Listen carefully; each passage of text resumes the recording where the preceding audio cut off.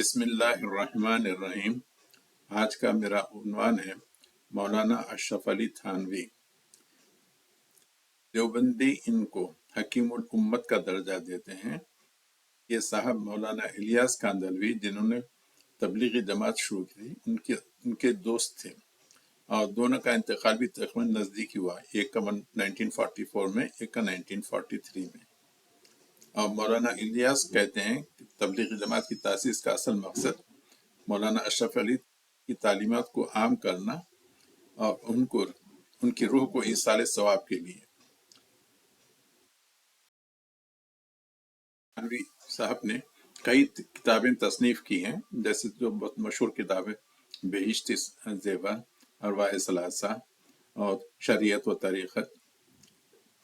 اس قسم کی بہت سی کتابیں جو میرے پاس ہیں۔ اس کا نام ہے امداد المشتاق۔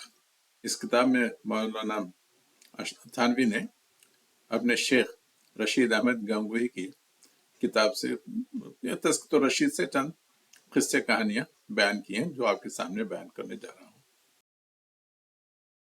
کہتے ہیں کہ غوث الاعظم شیخ عبد القادر جیلانی بغداد میں بیٹھے ہوئے تھے۔ انہوں نے دور سے دیکھا کہ ایک کشتی ڈوبنے کے قریب ہے۔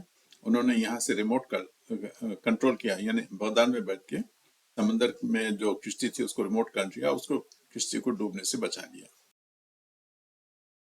خواب میں اللہ تعالیٰ کا دیدار کرنا چاہتا، تو ان کے شیخ نے ان سے کہا کہ تم عشاء کی نماز مت پڑھ، فرض تو پڑھ لی، سنت نہ پڑھی۔ خواب میں رسول اکرم صلی اللہ علیہ وسلم آئے اور اس سے شکایت کی کہ تو نے میری سنت نہیں پڑھی، صرف فرض پڑھ لیا۔ شیخ سے جس نے کہا تھا کہ تو رات میں نماز مت پڑھ، شکایت کی کہ میں تو اللہ کا دیدار کرنا چاہ رہا تھا، وہاں پہ رسول اکرم صلی اللہ علیہ وسلم کا دیدار۔ تو شیخ نے کہا کہ اگر تو سنت بھی چھوڑ دیتا تو اللہ کا دیدار ہو جاتا۔ نعوذ باللہ من ذالک۔ اس نے اپنے شیخ سے کہا، یعنی وہ شیخ جو وحدت الوجود کا عقیدہ رکھتا تھا، اگر حلوہ یعنی مٹھائی اور خنزیر یعنی سور ایک ہی چیز ہیں، تو پھر دونوں میں کیا فرق ہے؟ الوجود کا خیال تھا، اس نے کہا کہ دونوں میں کوئی فرق نہیں ہے۔ انسان ہو کر اس نے حلوہ کھا لیا، مٹھائی کھا لی، اور سور بن کے یعنی خنزیر بن کے اس نے وہ گندگی یعنی ٹٹی کھا لی۔ کہ مولانا جلال الدین رومی پیدائشی ولی تھے۔ بچپن میں کھیل کے دوران ایک گھر سے دوسرے گھر پر چھلانگ مار رہے تھے، مارتے مارتے ایک دم غائب ہو گئے۔ لوگوں نے پوچھا کہاں گیا، تو تم نے کہا کہ میں آسمان پر گیا تھا۔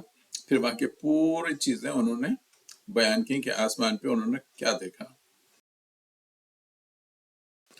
ایک بزرگ کے سامنے ایک نوجوان لڑکا تھا، تو ان بزرگ نے اس کے دل کا حال مان لیا اور بتایا کہ تیرے دل میں ایک لڑکی بیٹھی ہے، ایسی خوبصورت ہے، اس کی ہر چیز ایسی ہے، یعنی اوپر سے نیچے تک پورا اس کا حلیہ جیسا ان کے سامنے بیٹھی ہے۔ اس لڑکے کو بتایا تھا کہ تیری معشوقہ ایسی ہے، لا حول ولا قوت الا باللہ، یعنی دل کا حال بھی جان لیا۔ اکابرین تھے، اور دیوبند جو تشکیل ہوئی، جو بنایا گیا، یعنی اکابرین کی تعلیمات کو عام کرنے کے لیے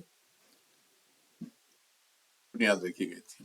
اللہ تعالیٰ سے دعا کریں کہ اللہ ہمیں صراط مستقیم پر قائم رکھے، قرآن شریف کا ترجمہ اور تفسیر پڑھنے کی توفیق دے، سیرت النبی اور احادیث کا مطالعہ کرنے کی توفیق دے اور ہدایت دے، انشاءاللہ آمین۔